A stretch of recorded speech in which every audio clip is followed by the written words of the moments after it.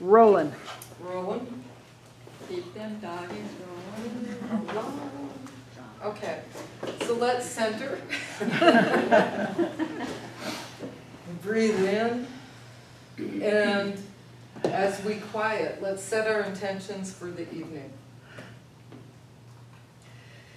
And again, breathe, as you breathe out, claim that as your first breath. As you clear out that body, all of that stuff that's in there. As you exhale, that's breath 1. 2 is the inhale. It's where you're breathing in spirit and the divine. And you release 1 and breathe in spirit and the divine.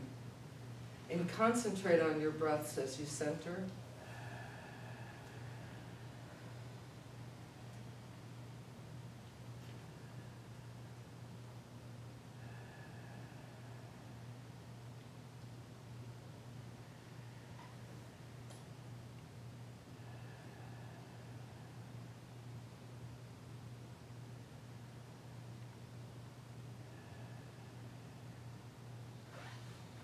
And on your exhale, release any tension in your shoulders or your back.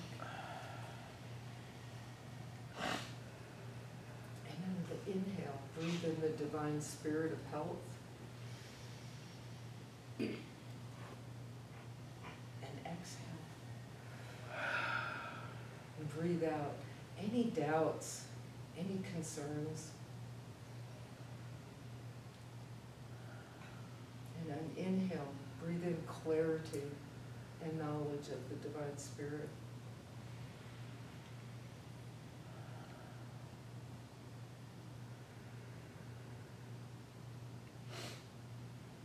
As you breathe out, release.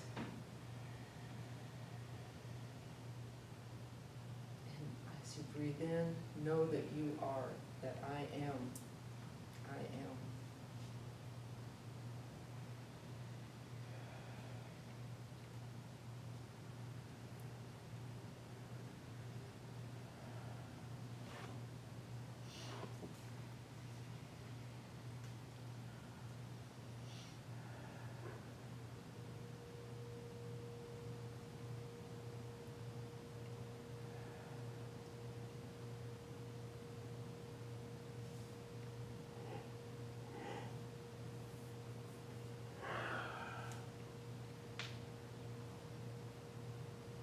Keep your focus on your breath.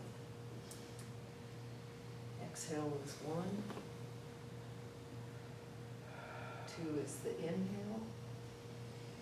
Breathing in is God and the divine.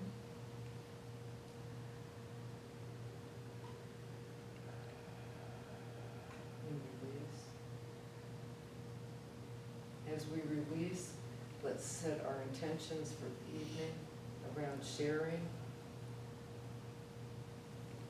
listening,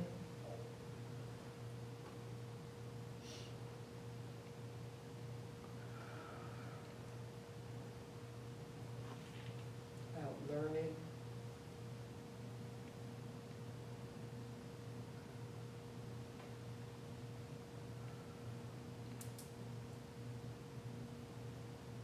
and sharing joy and community.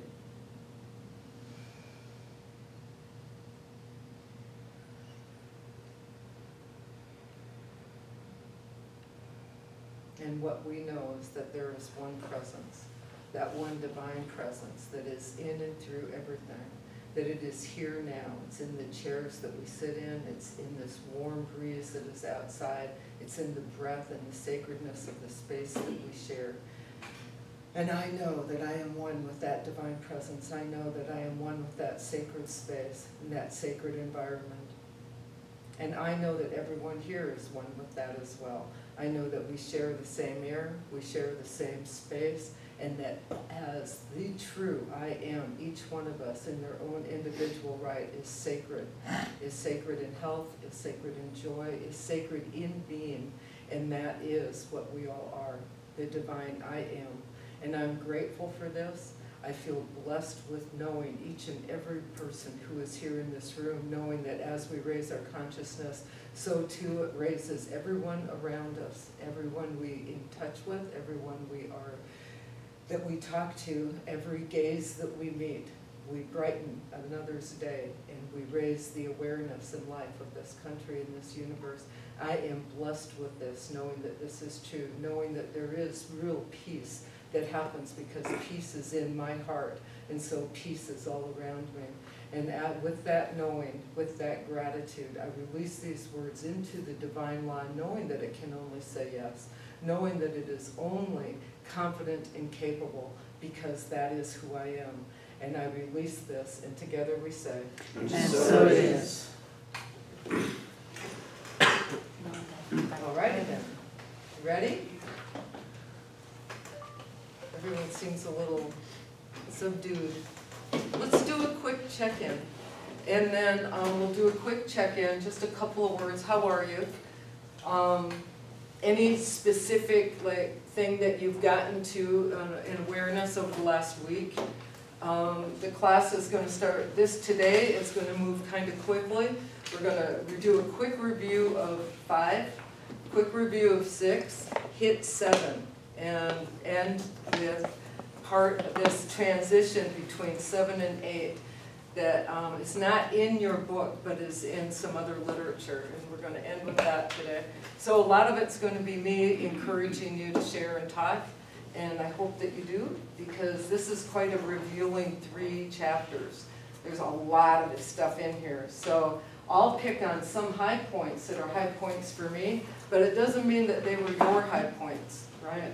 So I hope that you've been reading it, journaling, meditating, and that the things that have touched you, come to light tonight so that you can share them with everybody, because that is the environment in which we grow. Right?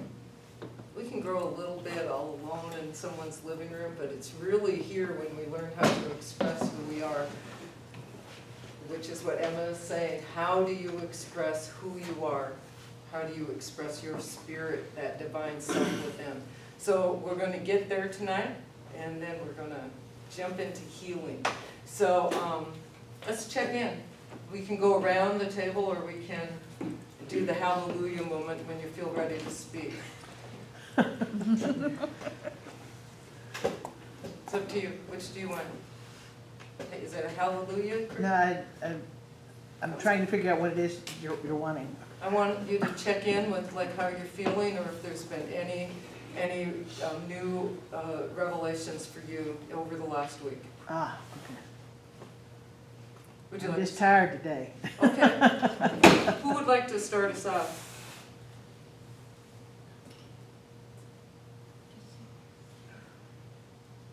Yeah. Fran. Yay! I'm fine, but I've had a very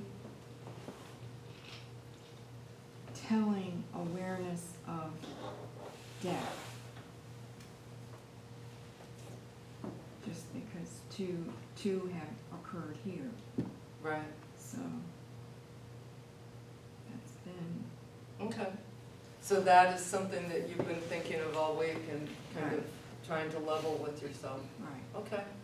Good. Thank you. Maybe you'll share more about that later. Or not. Okay. Okay.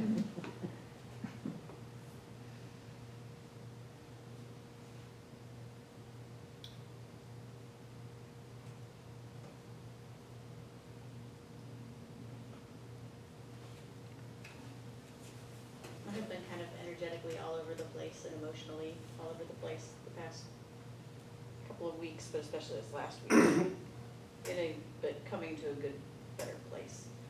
And when I was reading, I didn't read 7, I read 6. I got all caught up, I thought.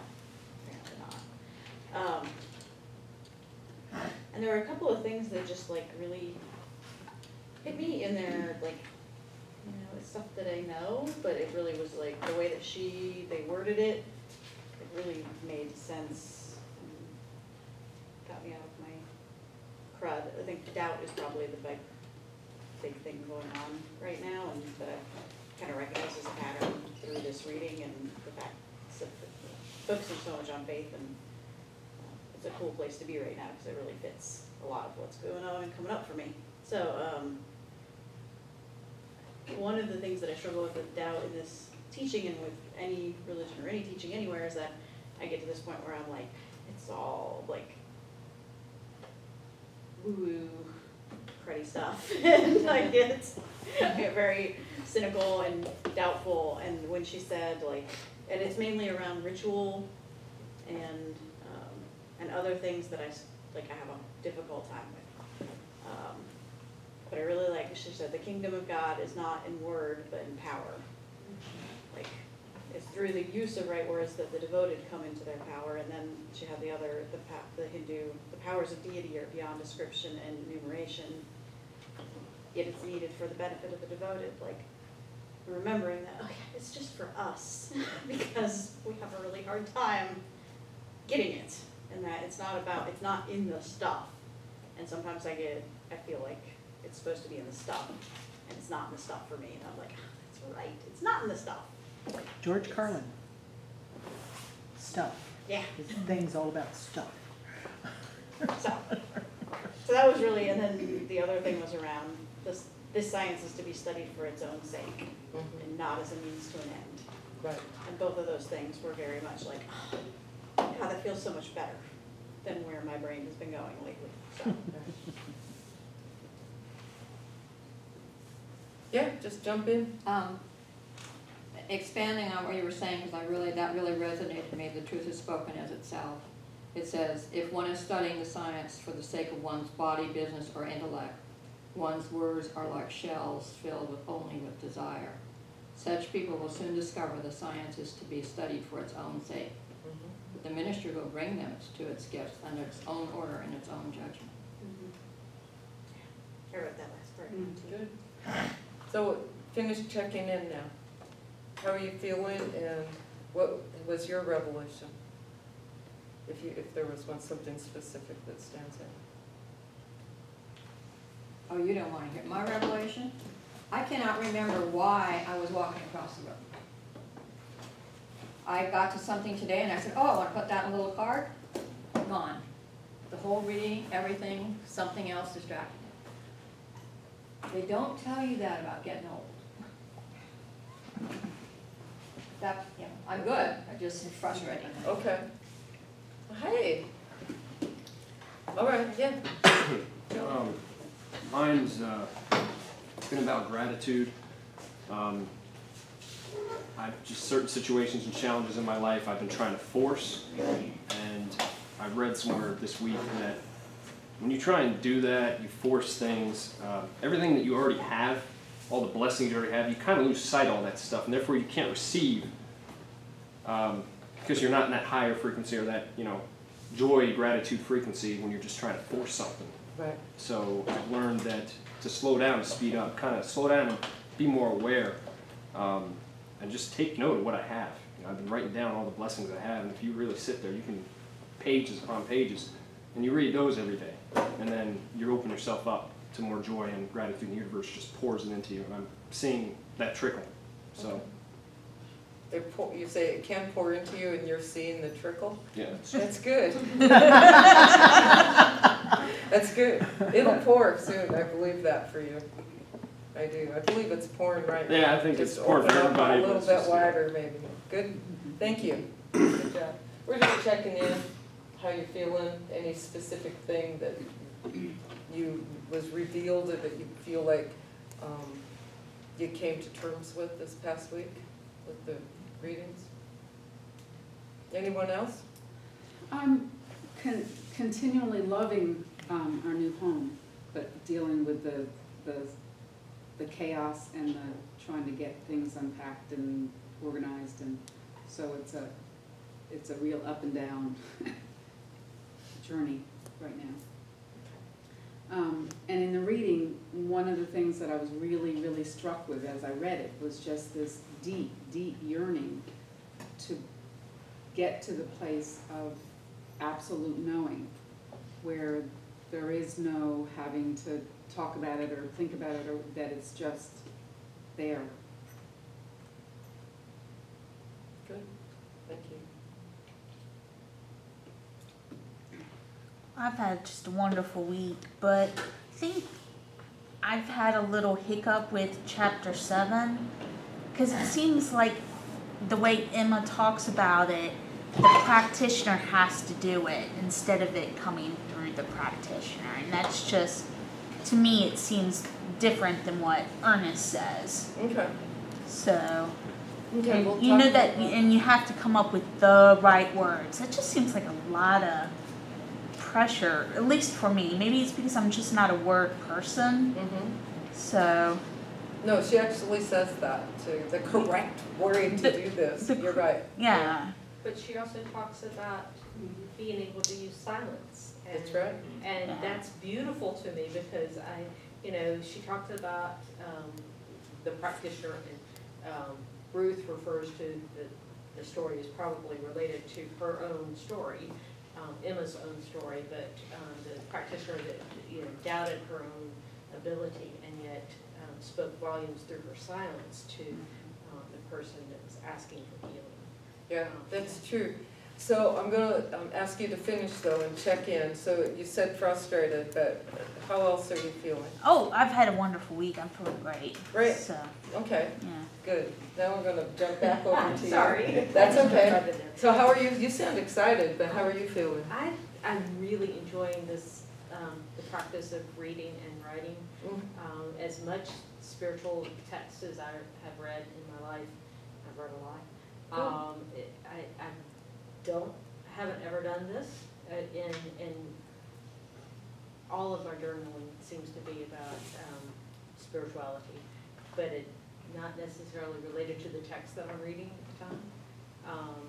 And so this is a very powerful practice for me. Good. Yeah. Thank you. Thank you for sharing. I have chapter 7 too. I know she mentioned certainty, and so I pondered on it for quite a bit, and that sense of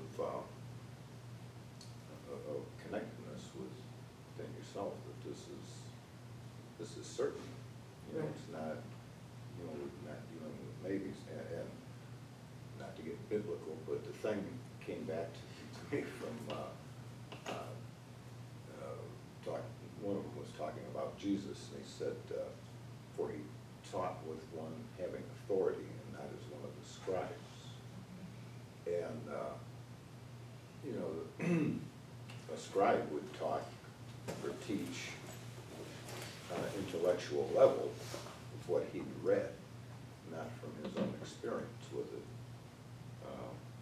to teach or speak with authority. So if you cultivate within yourself that sense of certainty, of just speaking your word and knowing, Right. just like you're planting a garden, you know it's gonna come up, 'cause you've done all the right things. So, yeah. Right. It's been a pretty good week for me. I've been getting things, actually more things accomplished than what I had planned on, and it's been working out really well. Good. Thank you. I'll follow up with what Rick said. My week has been incredibly productive, but it's not coming from me. It's a sense of, I'll do my reading, and I'm not hitting myself over the head when I don't do it, or everything as I should. But the words are percolating into my being, and they seem to just be there in the back of my mind. And I catch myself when my thinking is going towards material happenings. I catch myself, and I do my best to claim the good and the presence of good in everything and in everyone. And this week has just been phenomenal. I mean, to the point that I found crumbling cesspool on my piece of property, which I said, how am I gonna fix this? Next thing I know, a neighbor gets 5 tons of earth to put in his property and it's full of stones. So I'm schlepping stones for my, but it's so little and yet it's huge. Right. And I didn't have to do anything except that something is going on in me. Right. And things are just, I've accomplished more this week than I've done in a month. That's good. That's good.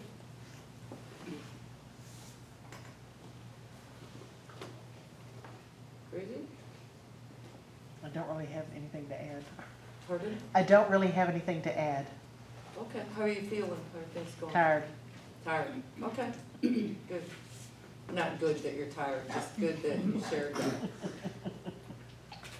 Well, I'll share something. I'm almost afraid to say it, but it's a very good demonstration of how mind affects our body, because I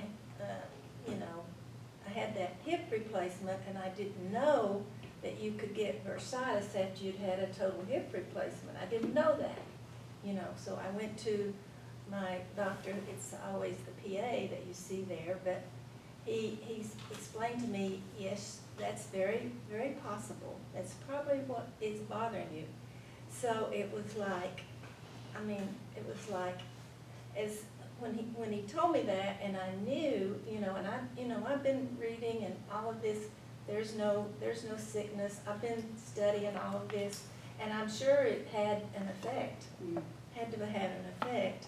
And when he told me what was going on, and I also shared that I was a little concerned because they put a screw in there, and they showed me the X-ray, and I was really kind of concerned that screw might have been working loose, because I've done a lot of handyman type work, and screws work loose from wood and metal.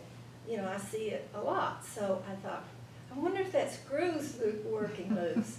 Well, he said, we can do an X-ray. I don't think there's anything wrong, but we'll do an X-ray.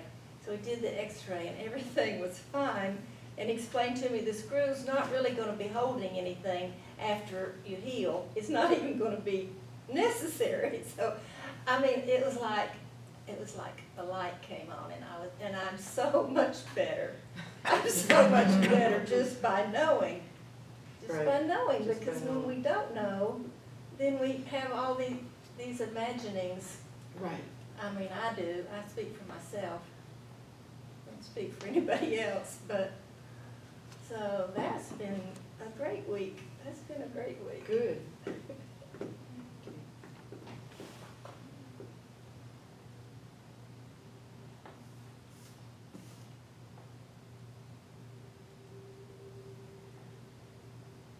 Anyone else want to share? I also like that part in the reading about studying it for its own self, as opposed to, whatever. Because I had to look at that and see why I am, and looking back through time and going, that's how I've been studying it. And it kind of made me feel good that I wasn't trying to get something out of studying it, other than that feeling of being connected and whole. Because sometimes we get so caught up, or at least I get so caught up in ambition and what I want to do, and it's thinking, okay, am I trying to learn this to get something? And being able to be honest with myself and realize that I wasn't. Mm-hmm. That helped a lot this week when I read that. Because at first I'm going, oh no, I'm doing it again, and I wasn't. So.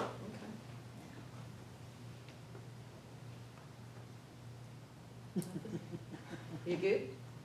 Well, I don't have a whole lot to share. I'm really having trouble with the book.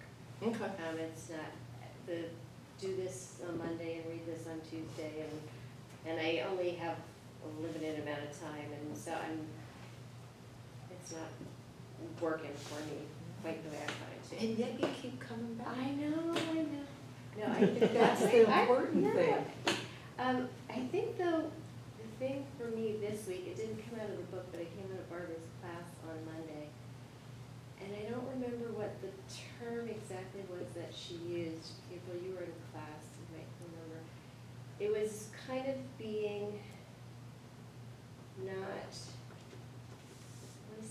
divine discontent. That's it? Yeah. Yeah. Kind of not being content with where you are in your spiritual path and continuing. And that was the term that fit what I was feeling, and I've been feeling for a while. I'm discontent with where I am. And so I've been kind of looking at that and what that means and what it looks like as far as, you know, what I want to do and how to address that. So that's kind of what I've been looking at this week, so. Okay, great, thank you. Okay. Not, yeah. I was just gonna add to that. Let's wait to add on that though, let's stay where we are because I have a lot to cover and not everyone's checked in yet. Did you have something that you would like to add? Check in? I've been in love with Emma for a very long time, and none of this is new stuff to me. But what was new to me was making a grand entrance and no one saw me. And I generally don't like to be out in front on the floor, taking the floor. But if we use Emma or if I use Emma as a role model, she was very much out front and very much voiced her opinion and very much knew what she was about. That's a good point. So I need to take another look at her. Okay. Good, thank you. Did you want to share? Maybe, let me ask that a different way. Would you share? I will share. I don't want to, I am not really interested in sharing because I don't have a lot of, I'm not in an excessively positive place. Okay. And I choose not to like give too much voice or power to it. But in general, I'm still very unsettled. I haven't been able to, I did not have time, or I chose not to have time to do the reading this week. And I'm just, like, I feel good, I feel fine, and I know everything's delightful. It's just, I'm feeling like there's not enough opportunity to get done the things that I want to get done, and again, being very unsettled in the house is starting to, not having a place to like be centered is getting a little bit rough around the edges. Although I start every morning out, like, after my spiritual practice, I mean, I'm on top of the world. I mean, not like an emotional roller coaster, but I just feel very full and very confident and very in love with whatever is going to come. And then it just seems to just grind away throughout the day. And by the time I get home, it's like there's nothing left. Okay. So. All right. But I was very much looking forward to class. And yet you keep, and you keep coming back. Would you like to share? My name's Robert. I bicycled 25 miles today. I had an hour and a half massage and I feel great. That's the life. That's the life. Wow. So, wait, I'll check in. So, my life is very full right now. I'm very busy and I love that. And when I felt like I was kind of just treading water and kind of starting to like go down, unfortunately, I just recently watched the Titanic again, and so I have a very vivid image of drowning. And so anyway, that's a secondary tangent. But so I stopped, and I was like, I did Emma, and I was like, I recognized that there's a divine presence. I negated that there is no confusion, there's no doubt, there's no fear. I have all the time I need. There is no shortage of time. I was able to do the affirmation. My mind is quick and active. I'm brilliant. I know what I need to know. I have enough time. All of this is good, and I meditated and I just released it. And that evening, an email got sent out that extended the deadline for the assignment that I had been like, running my feet on. And then last night in class, she was like, and on top of extending the deadline, don't worry about getting it in right away. And everyone, you could see it on the computer, everyone in their little thumbnail sketches was like, what? We were all like, what? What a consciousness we all had, because we were all like, feeling like we were overwhelmed. And then it was like, you know what, nothing is that important. Only do what's before you. Amy Steinberg says, step up and take responsibility. I step up now to this, I step up now to that, I step up and take responsibility for finances, for love, for work, for this, for homework, and everything unfolds. And I think it's because it's the power of claiming it for yourself. I step up, I am the I am. And so for me, it was a perfect example of how Emma Curtis is working in my life. That's how I am. I'm good. Lots of energy. Like I'm hard to, I feel contained and I want to go, wow, like that. So, yes. What is the next class you're going to teach?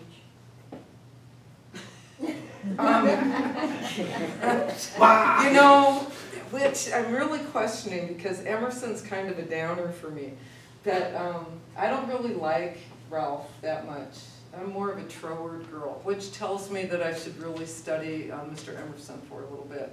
So it'll be Elmerson in the spring. Elmerson? Emerson. Emerson. It will be Emerson in the spring because I think that I need a centering energy.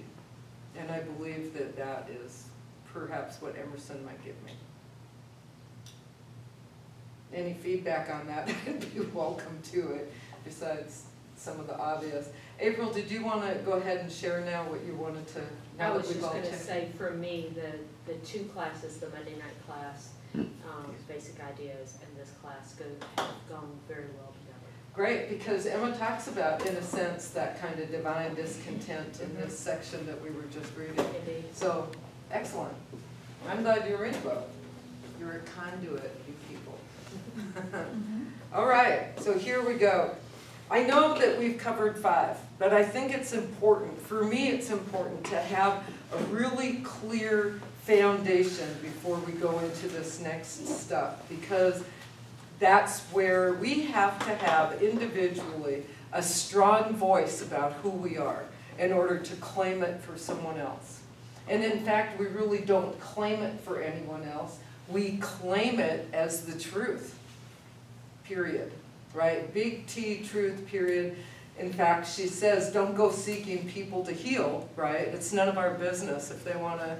She uses the example of an alcoholic or someone who smokes or, or people who are disaffected. Don't go seeking them out. You're not there to heal them. They're there to know the truth. And eventually people, in the program, what do they call them?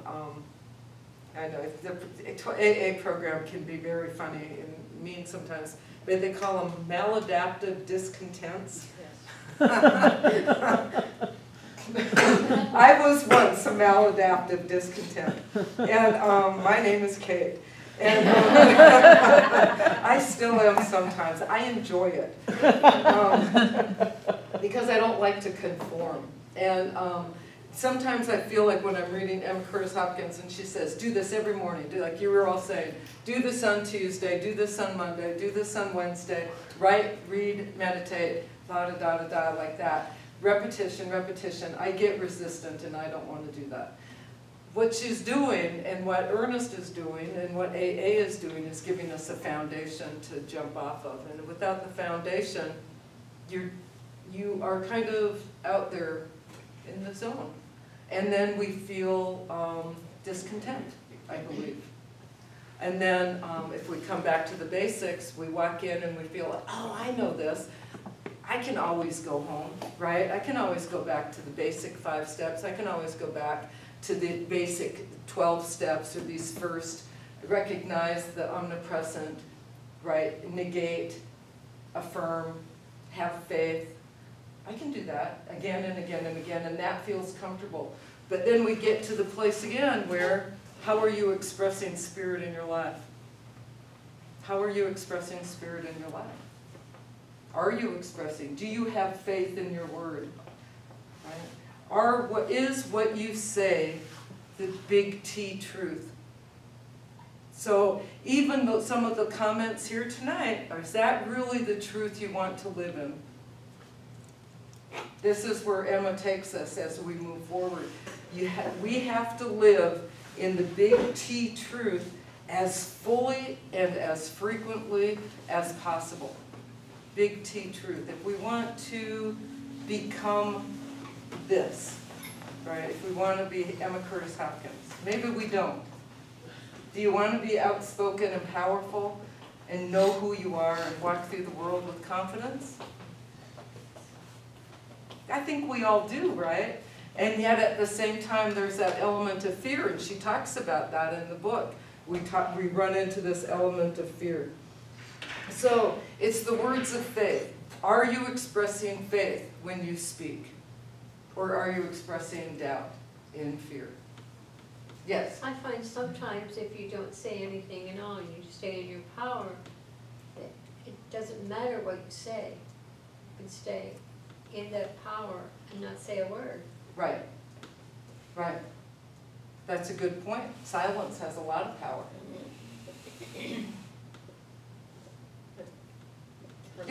But for me, silence can also be fear. True. That's I true. mean, if fear is what's keeping me silent, then speaking is getting me outside of my comfort zone. Right. Sometimes we don't say anything for fear of what? What others may think, what, Okay. you know, because we don't often, or I don't often see the other people in this room as much as I'd like, have those conversations as much as I'd like. So me saying out loud the other day that, you know, there's nothing lost in the mind of God, out loud in front of people that I didn't know their spiritual beliefs, made me feel a little uncomfortable, and yet I did it. Okay. Good. Anyone else on that? Because this is what Emma has to say about this very topic that we're talking about. And this is out of lesson 6. It's on page 73. Words of faith. Words are clear indicators of the heart's beliefs. What the heart feels and believes, our words are sure to speak, and our experience is sure to follow. Right?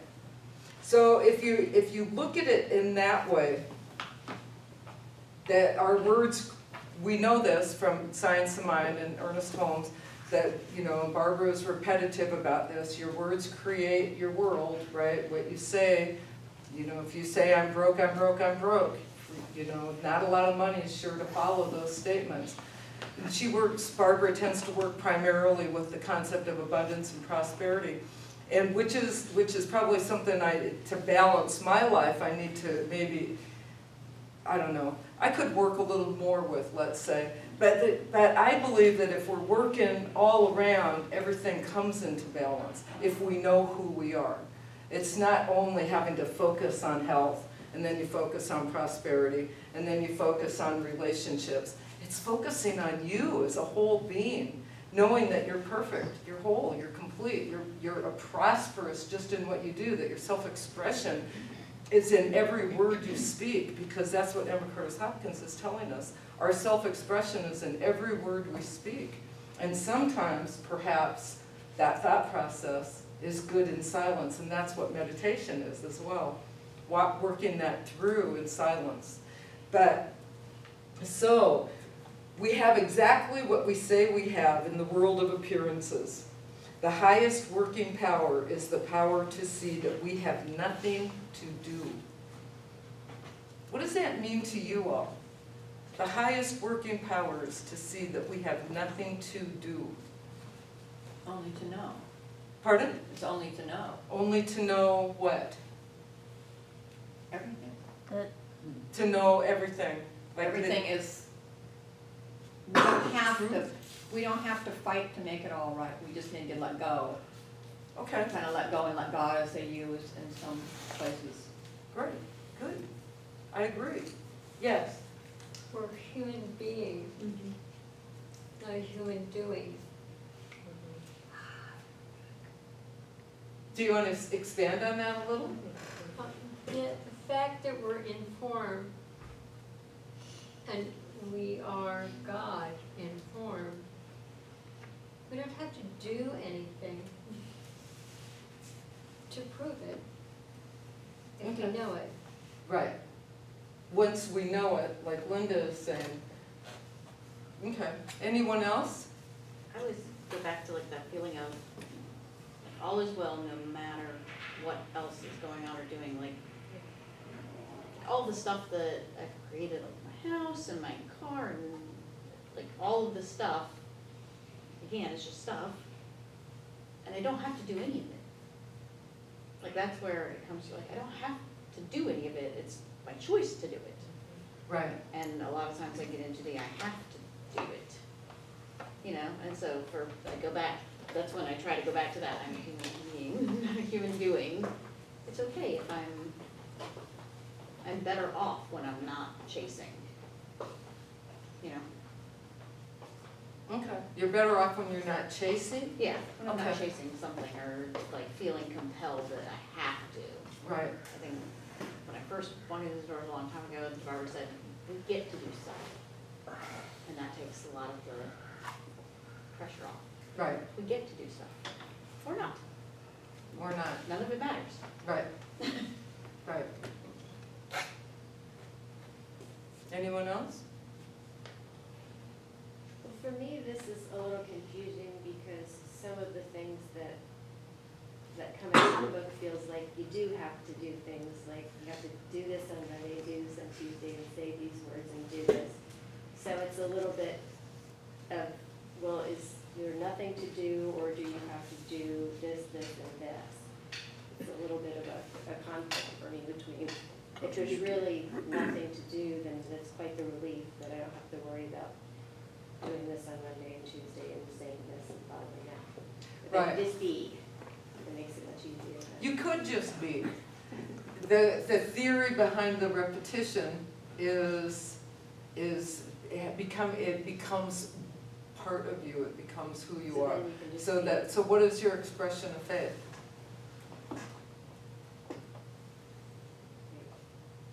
Do you know that you are the big I am, the big No, that's truth? why I'm doing the Monday, Tuesday. There you go. Those are things you have to do to get to that point. Right, because then we believe it, right? And then when you believe it, you don't seek out to heal things. Sometimes the best thing to do is nothing, and sometimes even now the best thing to do is nothing. Maybe you already know more than you are admitting to yourself, right? That's another thing that comes up around fear and reluctance, is that, and self-doubt, is maybe you already are divine and you just haven't yet claimed it for yourself. And your word is already very, very powerful. But if you don't claim it, then you don't have to take responsibility for what you've created. Right? So what's the difference between knowing and believing then? That's a very good question. What is the difference for you? For me, knowing doesn't have anything to do with belief. Okay. Belief is more backwater. I don't know how to say it. There's some doubt in belief. Right. That's a really great phrase. I'm going to use that. I'll give you credit though. Because you could be wrong. If you believe something, you could be wrong. Mm-hmm. But if you know it, there's no doubt. So is that the difference also then if we exchanged knowing it with faith? Or is faith different from knowing the truth?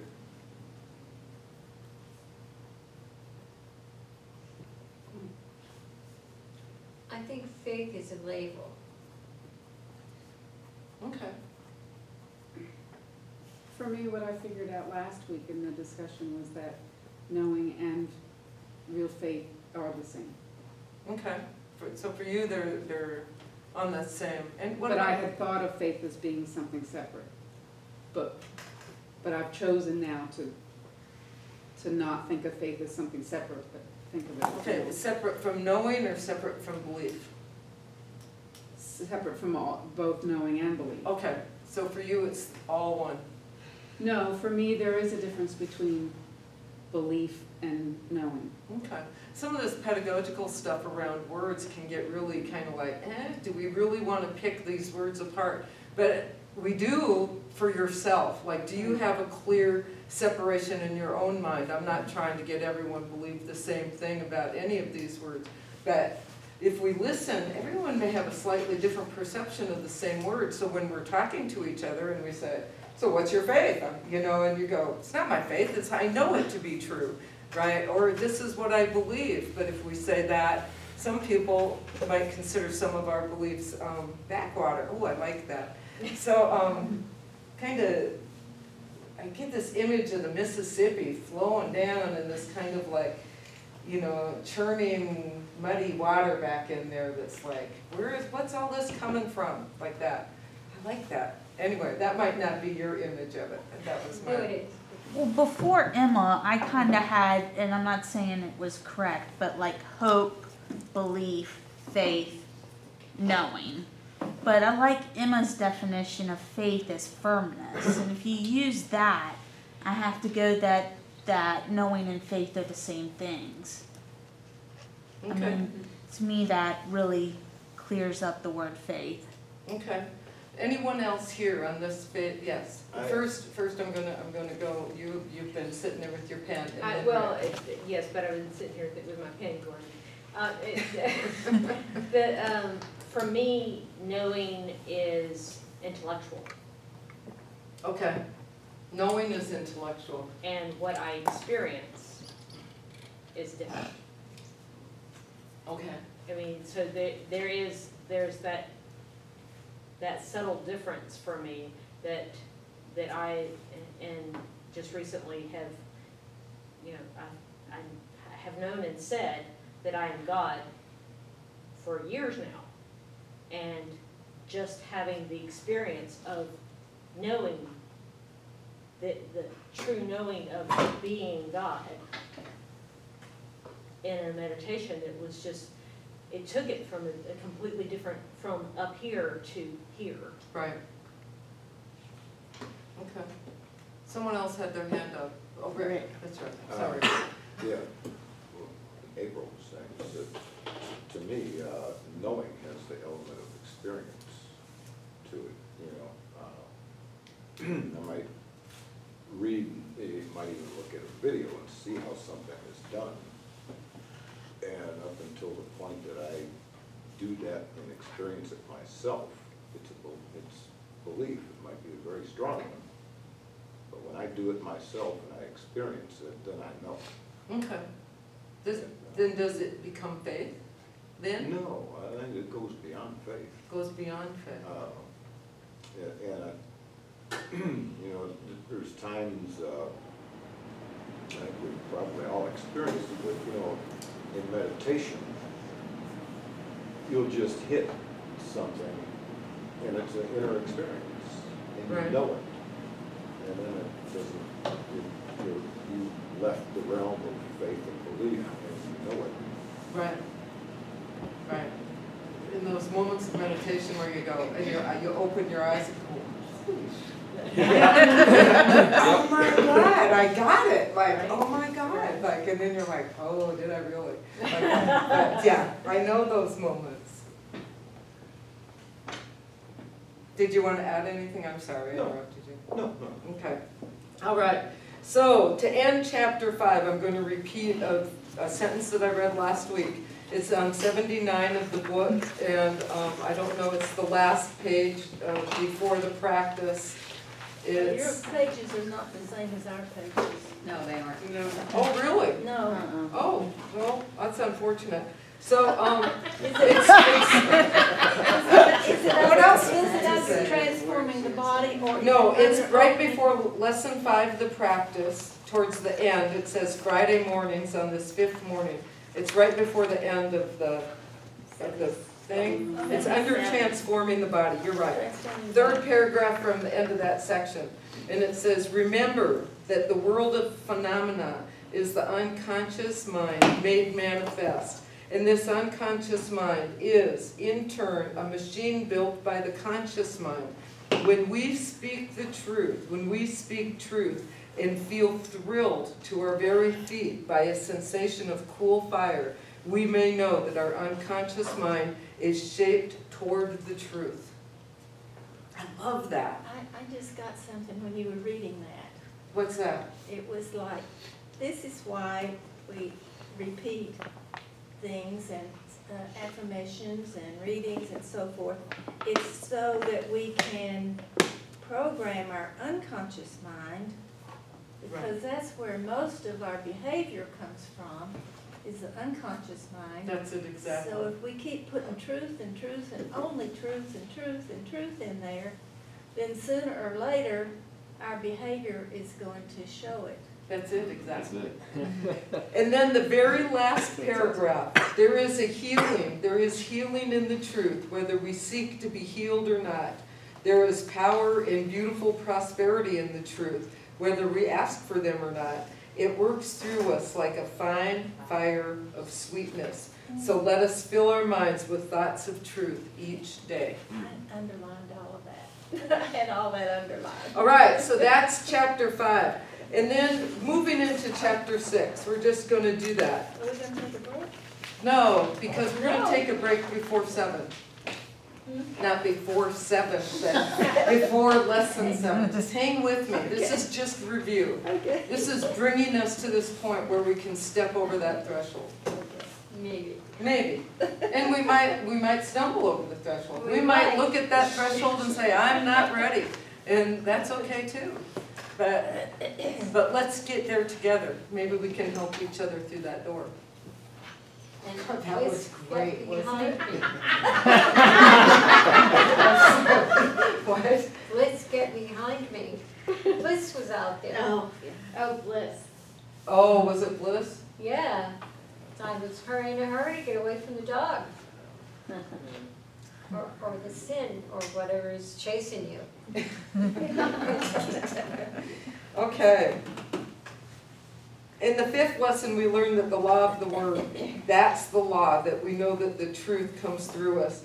And so there's a quickening of power in of spirit, quickening power of spirit, rather, a quickening power of spirit in our understanding. That's another great line, I think. A quickening power of spirit. That spirit itself isn't the power within, that spirit is just the big S, and that power follows. Does that make sense? Yes. Yeah. So that was, all of these little delineations of the phrases are like, oh, because I'm filled with the power. I'm filled with the power of spirit. But the truth is, I'm filled with spirit, and power follows. Right? Power is a great byproduct of knowing the truth. Right? Okay. I'm like, wow, that's clever. Emma Curtis Hopkins was pretty smart. But I think that that's what's happening with everybody sharing the experiences that they had this week. As we read, regardless of how we read it, That's right. so many of us really experienced the result, which was the power to whatever happened during the week. It was positive, it was good for us. Or for me. Excuse me. I think everyone's at our own level of awareness, and we're all growing towards the same goal. I think that's what's very exciting about these classes, is to see and to listen to people. I love that. So, oh yeah, that was the question. So, and so 2 questions as we're heading into the break that bring these 2 chapters to brings me to my feet actually. How do I express the truth in my daily life? How do you live your truth in your daily life, right? That's one. And the other is, how have you experienced your power in this last week? In this last week. How have you experienced your power in this last week? Have you spoken your word and then gone, whoa, whoa, whoa? Yes. Actually, the other morning I woke up because I hadn't been allowed to sleep much over the night, and I started to get that oh shit thing going, and I said, you don't have to do that. You don't have to go out and say, you woke me up 7 times last night and I had a crappy night. Mm-hmm. You can go out and say, good morning. Right. And so I went out and said, good morning, and everything just went, good. And I thought it's about time that it penetrated and got from words to actions, and it was wonderful. Great. Good. Can you repeat the second question again? How have you experienced the power of your word, essentially? How have you experienced your power this past week? Emma Curtis Hopkins, right before acknowledging the gift, in my page 85, which is in 83 in our book. which is in right before it, she says, there comes a moment when the full power of the words comes surging through us. The power comes through the words, and the power is the kingdom of God. And I wrote there, are you ready? Ready or not. Ready or not? Are you ready for the full power of the word to come through you? Do you know who you are? Are you ready?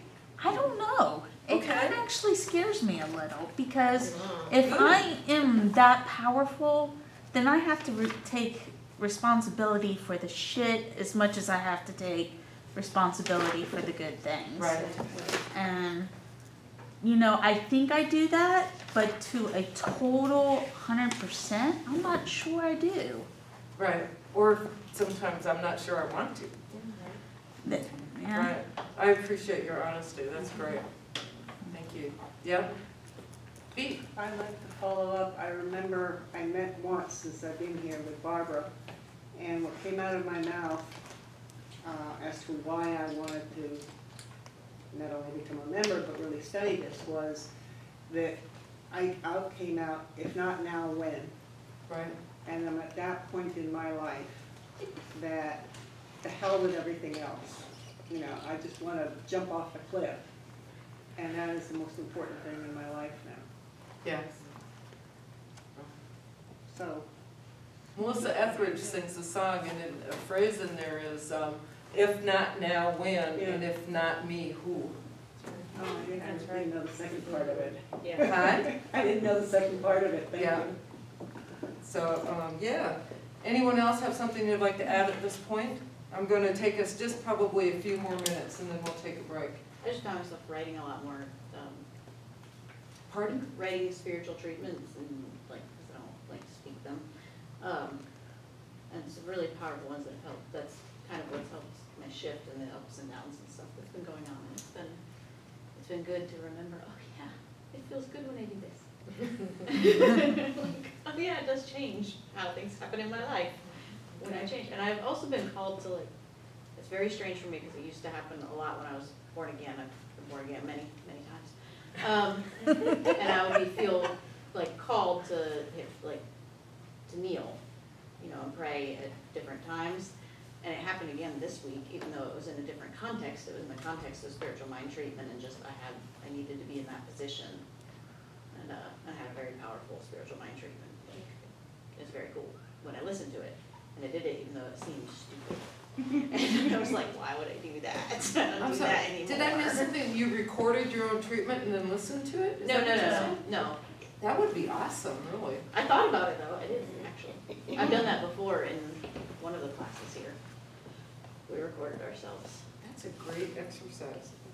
You're gonna have to come back and remind me of that one. Okay. Anyone else? Something that you want to share? We're gonna end this section then right before we jump into 7. I'm gonna actually, I love this book, I do, 7,000 Ways to Listen. I've used it in almost every class since I was in prac training. You're reading it right now, right? You may not have the affinity for it that I do, but I love this book. And every time I read it, it takes me to a different awareness in a different place. And Mark Nepo says, the journey truly begins when we lose possession of what we thought were the answers and are left to accept that we are not in control. Right? When we lose possession of what we thought were the answers, because they're not. That which we thought is old backwater. It's all belief system that keeps driving us forward. So we need to, what Emma Curtis Hopkins and Nepo are both saying is that we have to step out of who we were. We get to that point. What page? Out of this, page 41. Thank you.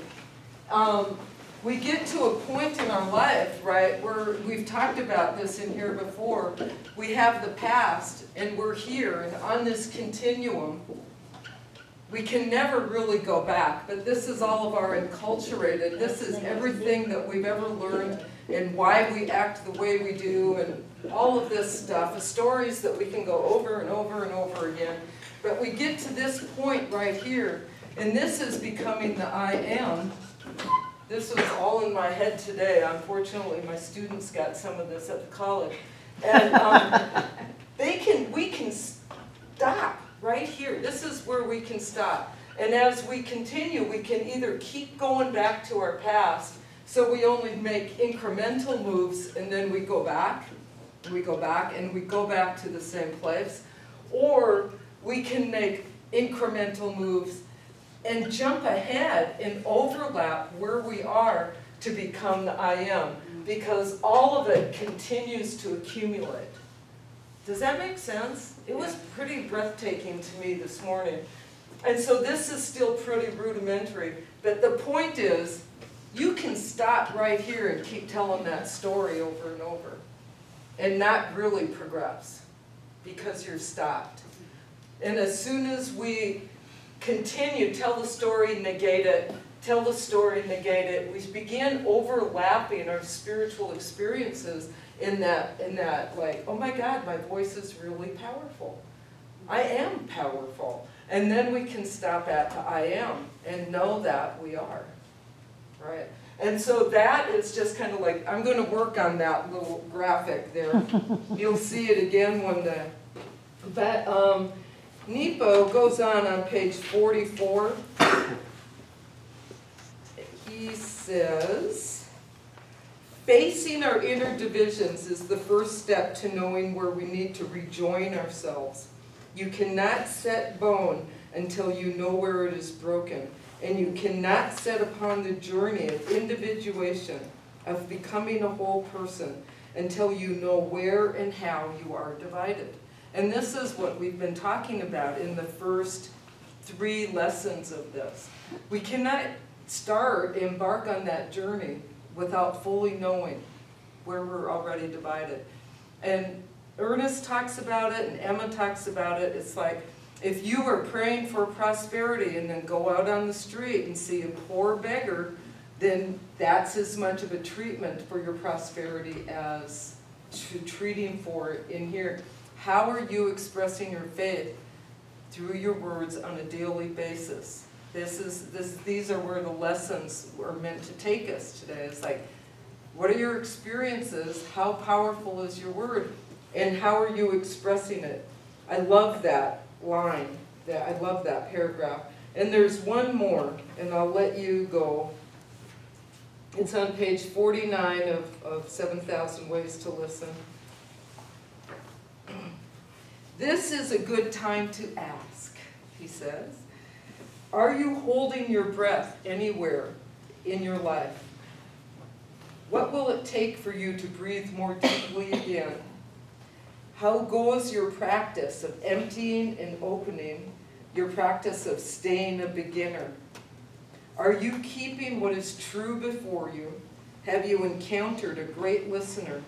How can you add to your own practice of listening to who you are from their great example? Isn't that beautiful? Do you want to hear that again and then we'll take a break? This is a good time to ask, are you holding your breath anywhere in your life? Are you holding your breath anywhere in your life? What will it take for you to breathe more deeply?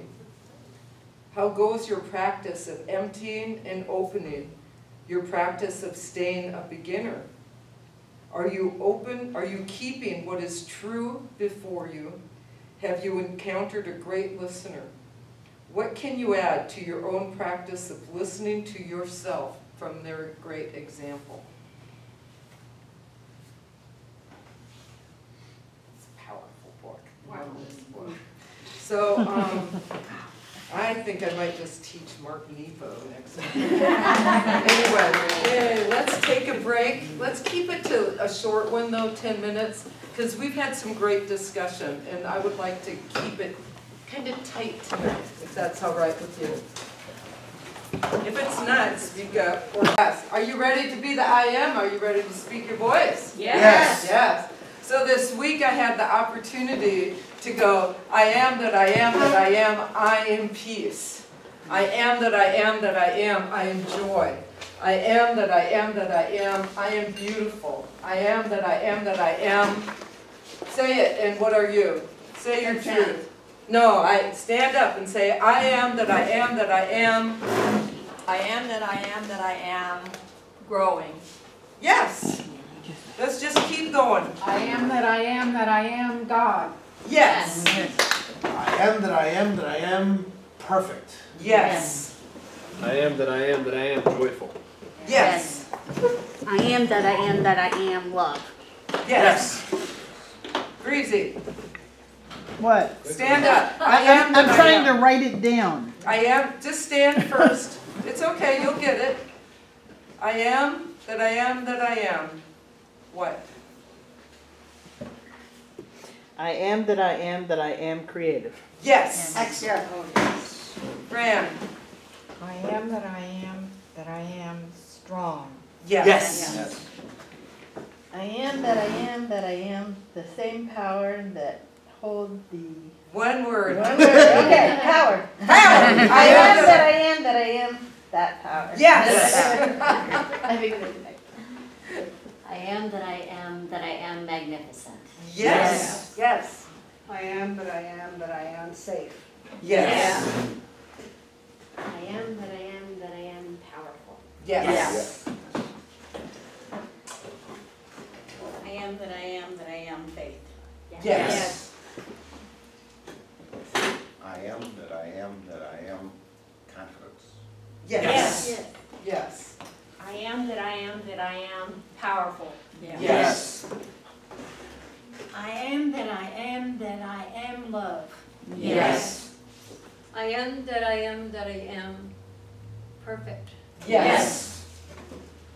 I am that I am that I am graceful.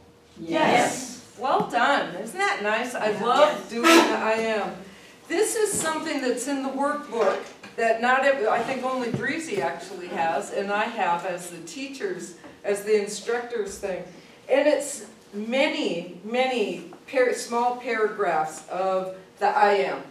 And I know some people don't like to read aloud, and if you don't want to read aloud, just pass. It's okay, you can pass.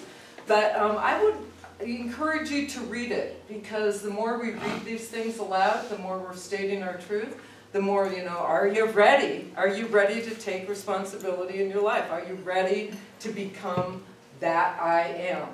Right? This is the exciting moment of transferring into healing. Are you ready to recognize? Oh. Because I think we already are all these things. See, that's a very good delineation. Are you ready to recognize? Yeah. Okay, I'll start. I make myself known by speaking, thinking, writing, and living the word of myself, my I am. I reign from sea to sea and from river to the uttermost parts of the earth. I reign by my knowledge of my own I am and its last name, the name of my am in the days of manifestation. a universe of which I made. All right? Yay. Yay. Yes. So just pick up which direction do you want to go. Okay. So this one right here. I am this one. I am power of life to the universe, because I live, all that hath form or name shall live. There shall be no death, nor fear of death throughout the boundaries of eternal spaces, from this day forth forever. That which proceedeth from me is life, and the power of life forever. As I breathe, the creature of the sea, air, and sands rise up refreshed, and there is no power against their life, and no ending to their life forever from this day forth. Oh, my glasses. You don't want to hear me struggling. I am the unending, irresistible life of the world. I think this, I speak this, I write this, I live this. This is my ministry, which I am. Let us give ourselves to the ministry of the word. Yeah.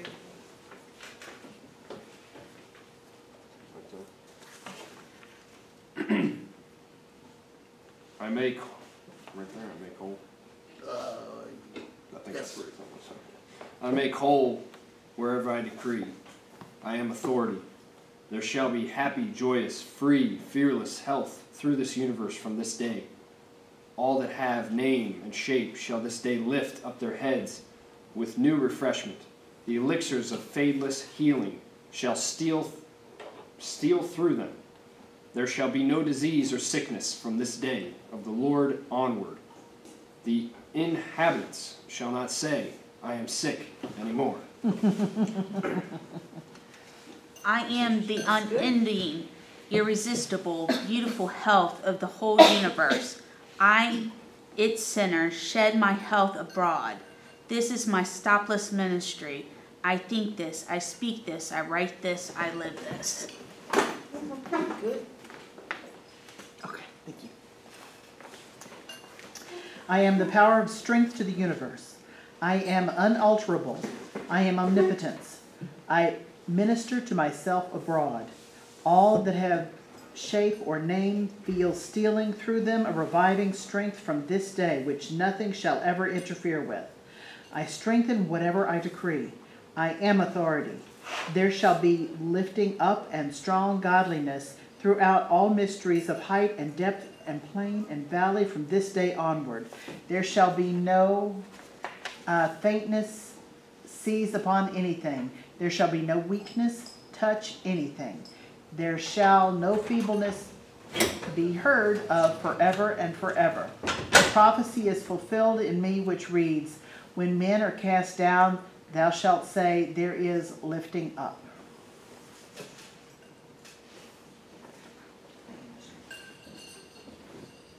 I am the strength of the universe.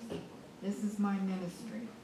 Strength that proceedeth from me is irresistible, unending. I think this, I speak this, I write this, I live this. I am a tower whose radiance is elixir for infinity.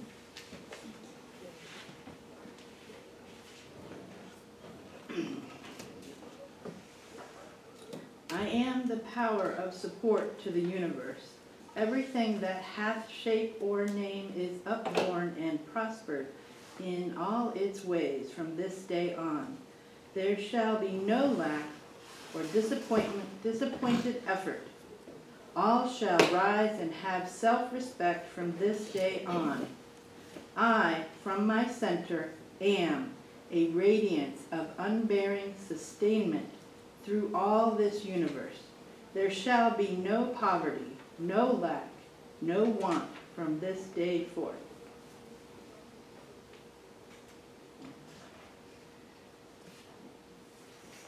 I am the sufficiency of my universe. It is my decree.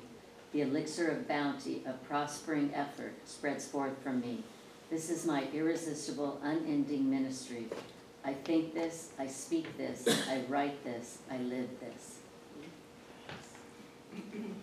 I am a tower whose radiance sheds abroad protection for infinite kingdoms. That which speeds forth as my radiance is the Holy Spirit of revelation. I am the unending, peaceable defense of the whole universe. By me, all that have name or shape are safe and secure, running or walking or flying forever. They shall not fear. They shall not be attacked. They shall not be hurt. The days of hurting have flown away. The dreams of danger are past. Things wake as my mighty elixirs spread through them, borne on the streams of my word, my thought, my writings, my life's breath. They rouse themselves. They are safe forevermore. They shall not hurt or kill in any of my holy mountain. I am the security of the infinite stretches and of the near creations. Peace, peace to them that are far off and to them that are near. This is my ministry. I think this, I speak this, I write this, I live this.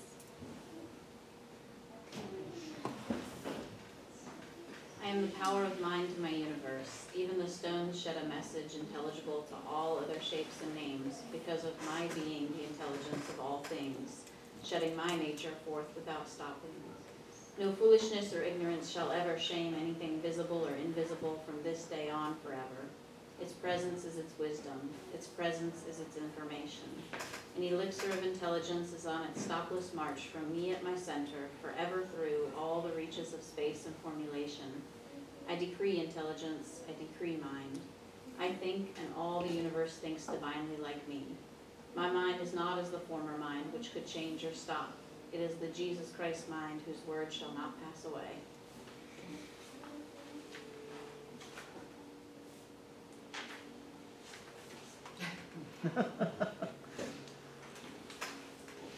I am a tower whose radiance is unending wisdom through all things. This is my ministry, my logos. I think this, I speak this, I write this, I live this. I am the radiant logos in mind.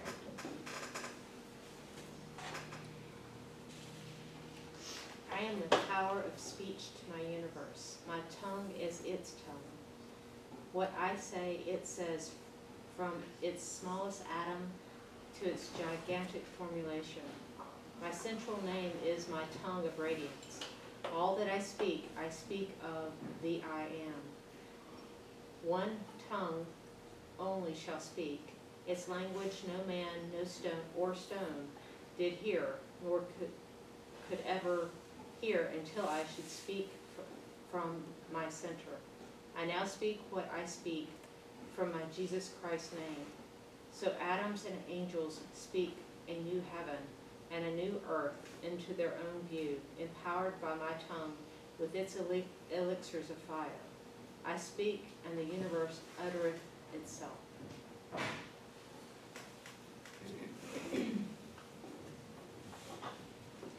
I am a tower of radiance. I am a tower whose radiance sheds eloquent speech through atoms and men. This is my ministry. I think this, I speak this, I write this, I live this.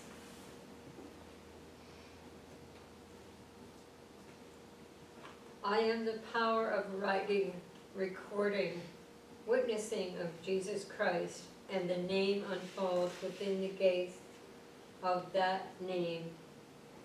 What I write, the world writes. I fix my holy glory with my fingers, and all fixed themselves to go no more away from their home forever. The written word is the haven of man and beast. I am the inspiring pen of the world. I shall find my inspiration everywhere. Nothing unlike my writing lives. I am, from my center, the fixing and transfixing pen. I shall not faint nor fail to fix my glory everywhere. I am man's inspiration with his pen. I inspire all things to record me as I am.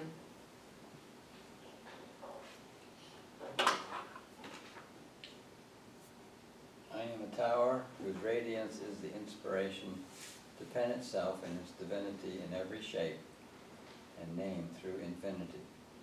I think this, I speak this, I write this, I live this. Great. I love reading Emma out loud. Where is it from? Pardon? Do you have a copy? Where Can we is get it? that? I'll make copies and I'll bring them next week. Thank This is out of the workbook. I Do you know believe, where it is in the book? I have it as page 90, 91, starting on page 87 perhaps, Okay. 80 something. Something.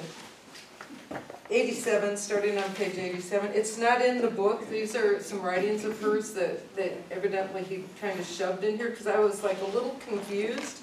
Kind of like, where is that in the book? But it's not in the book. Well, if you could share them with us. I will. Appreciate I it. will.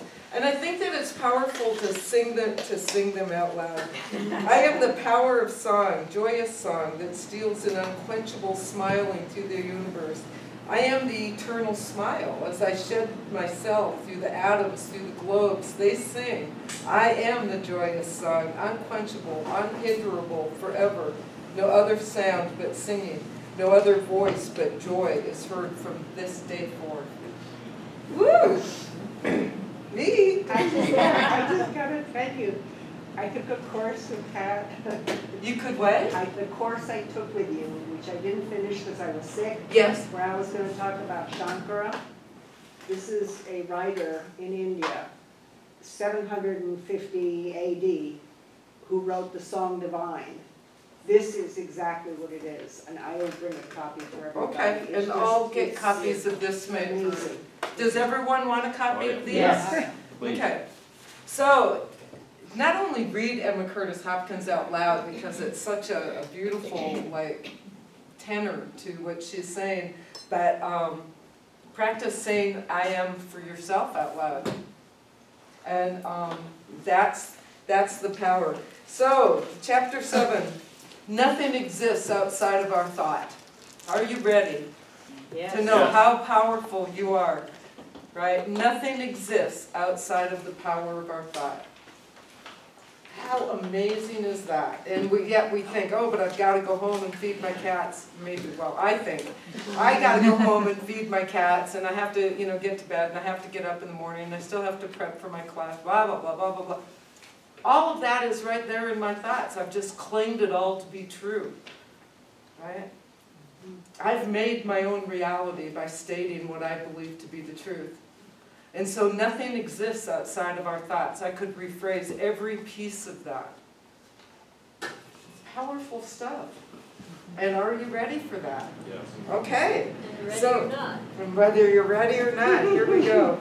If I were asked, this is what Emma says on the power of praise, right on the power of praise, it's the first section after the beginning of chapter 7. If I were asked what was the quickest way for a practitioner of this science to get the healing power going, I would probably say, praise everything and everyone in your mind and speak those praises aloud. Praise everything and everyone and speak those praises aloud. It's the quickest way to get the healing, something going. Healing power, she says. I'm trying to think of a clever word, but there's, so the healing power going. And this is, she also says, recognition is a form of praise, description is a form of praise. So not only say, wow, that's a wonderful thing, but describe what it is. When you're saying the I am, you could say I am the sunset, I am the moonlight. Can you imagine how much more powerful if you said, I am the luminous light that shines from the moon? What a difference that makes. Mm-hmm. So the description of the power is something you also want to claim for yourself. Our words have power. Does that make sense? Mm-hmm. That just kind of, And I feel like Hillary Clinton shimmering around at the podium. Okay. So the more we describe, the more we conscious. We get it in our bodies, get it in our imagination. That's right. We embody it.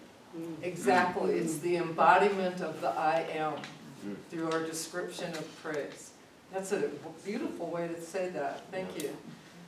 And it goes back to what Selena was saying in the beginning. Yes, Nina? We create new pathways in our brain. Is that a statement or a question? No, it's a statement. Yes, yes. As the more descriptive you are, the more pathways you're creating in your brain. Right. It's proven scientifically. Yeah. So be descriptive. Be praising. And, because this is what chapter 7 is all about. So, So, I have a go ahead. point on that. So, I guess it's the same thing, but, just growing up how we did in this, we got good job. That is praise, but it's not descriptive. But when you say, I sincerely appreciate the effort you put into, putting all of yourself into your project, or something like that. Right. That creates more love and connection and sincere appreciation. And right. That takes it deeper. I agree. It's something I've been practicing lately, is trying to be more effusive, because usually I'm just pretty direct, and I'm trying to slow that down a little bit and kind of be more, sometimes it just feels like it takes forever, but I know that time is just a figment of my imagination. So, on page 100, sometimes the way to meet apparent hardships, this is right before overcoming fear. Sometimes the way to meet apparent hardships that have clung to us for months or years is not by saying that they are nothing, but rather it's by finding the spirit of them. What is that? What is that? She says Holy Spirit, and I just say Spirit. But what is that hardship? What are you getting from it? What is it that you're growing from? What are you learning from for the hardship? I would encourage you not to think of it just as an obstacle, but what is it to learn from? What is it? Right? Because when we're ready, those obstacles seemingly, they just disappear, just as seemingly as they were there in the first place. Right? Nothing exists outside of our thought. It only has power because we think it does.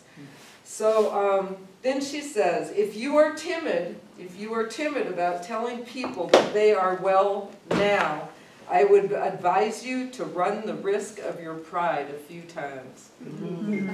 Because we are moving into healing. Now where's that at? It's on it's in Overcoming Fear. Oh, okay. It's in the 3rd paragraph. Okay. If through fear you don't speak audibly about the things, you must redouble your thoughts and speak them a few times to your seemingly discredit. If you are timid about telling people that they are well, I would advise you to run the risk of your pride a few times. Speak your faith. If you believe it, be willing to state it. Are you ready? Yes. Yes. Are you ready? Yes. I love this class. You guys are great. Yes, sir. There's a little semi-contradictory part here where she says on page 100, if you're not certain that you can speak without doubt, right, you might be wise not to say something. And that goes to silence is sometimes the best path, right? What? Yes. Did everyone hear that? Okay. Well, for me, what I got from that was that if you're going to say it and you don't believe it, then you're actually putting out that you don't believe it. Right. So don't say it. Right. Right. So that's where we come back to knowing who you are and standing in your faith. Right? There's a part of our teaching that says act until you act as if, and then it becomes. And there's another part of our teaching, it's one of those axioms, is that what you say you manifest. So, and what you believe becomes truth, right? And so we have to find that balance in each one individually as we through our spiritual growth, right? I don't think there's any right or wrong answer to that. You can't dictate that. We can only repetition and we can only practice. Well, I don't see it necessarily as being contradictory either, because they're two different things. It's, okay.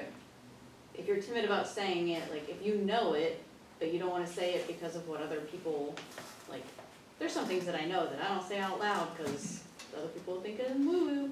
And, then maybe we should overcome that.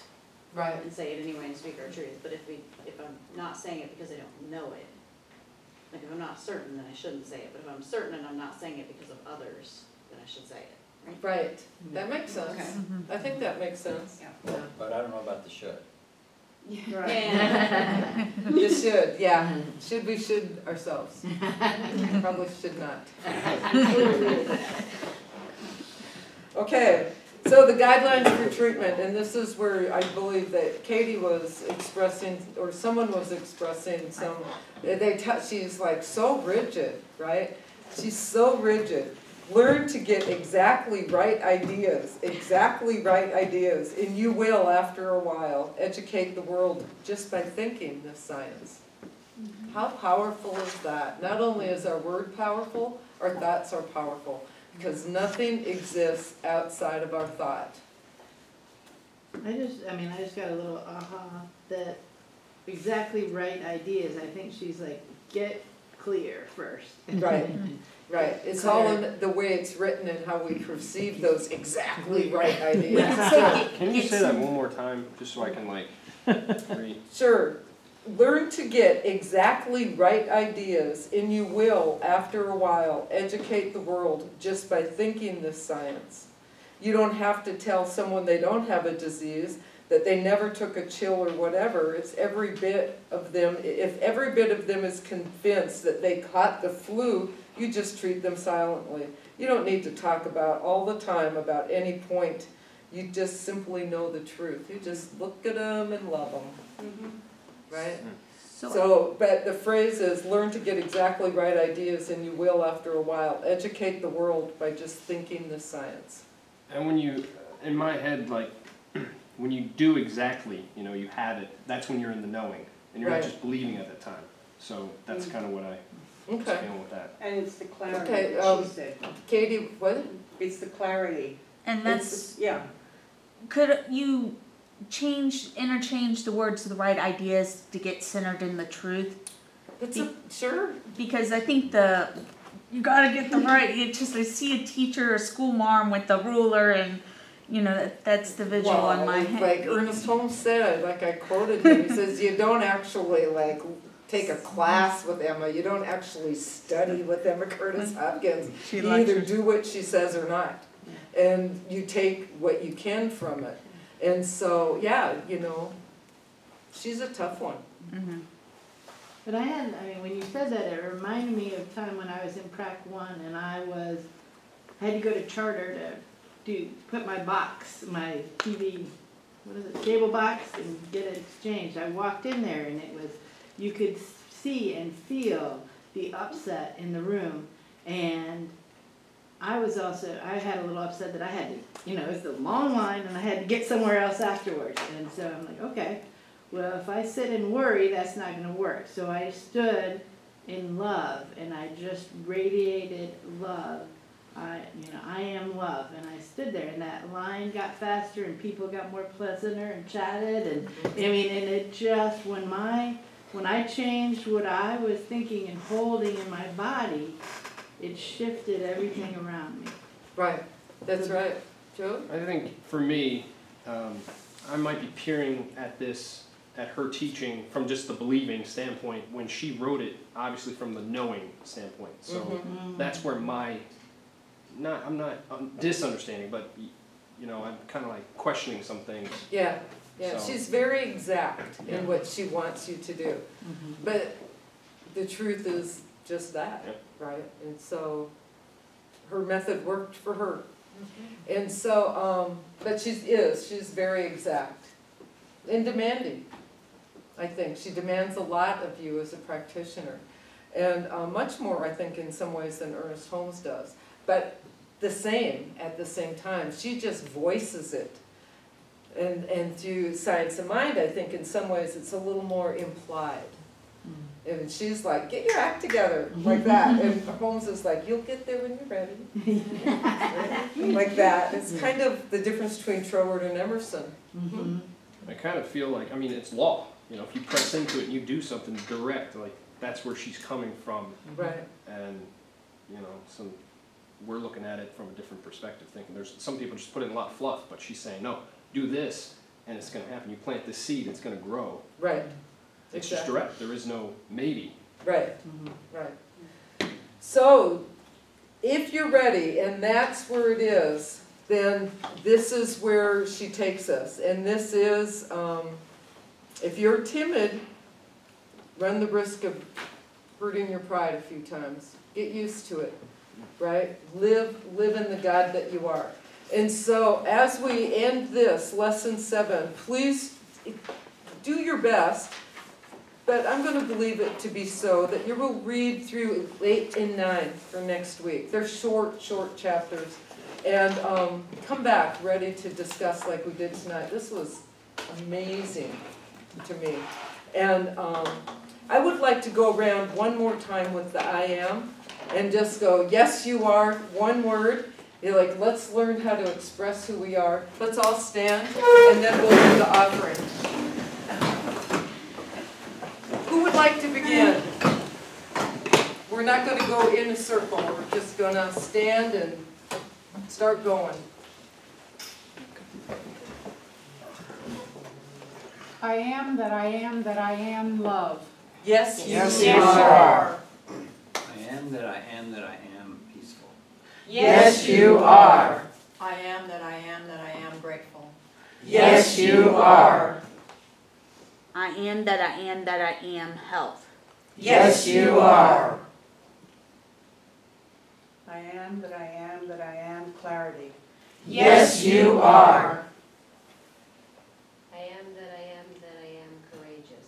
Yes, you are. I am that I am that I am joy. Yes, you are. I am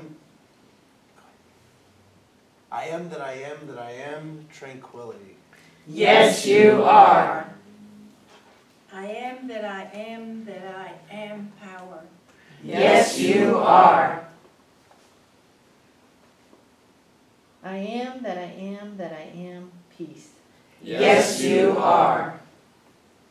I am that I am that I am spirit. Yes, you are.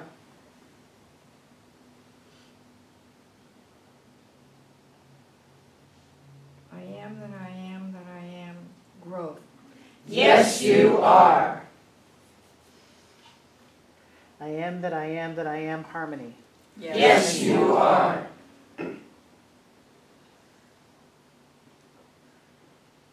I am that I am that I am brilliant.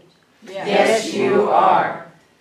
I am that I am that I am grateful.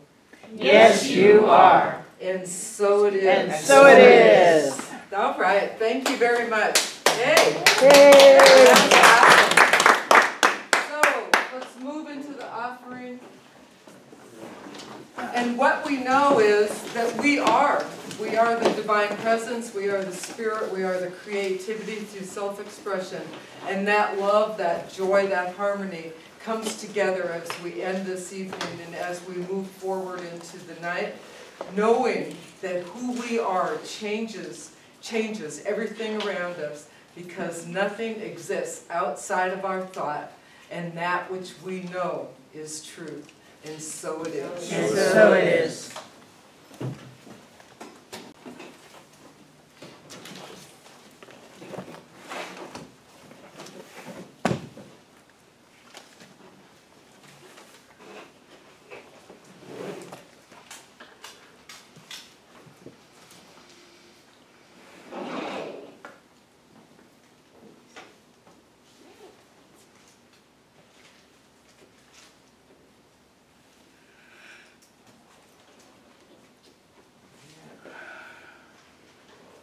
And Lena's gonna do our closing treatment tonight. And what I know is there's only one life, one power, one infinite intelligence, one love, one source. I know I am the I am.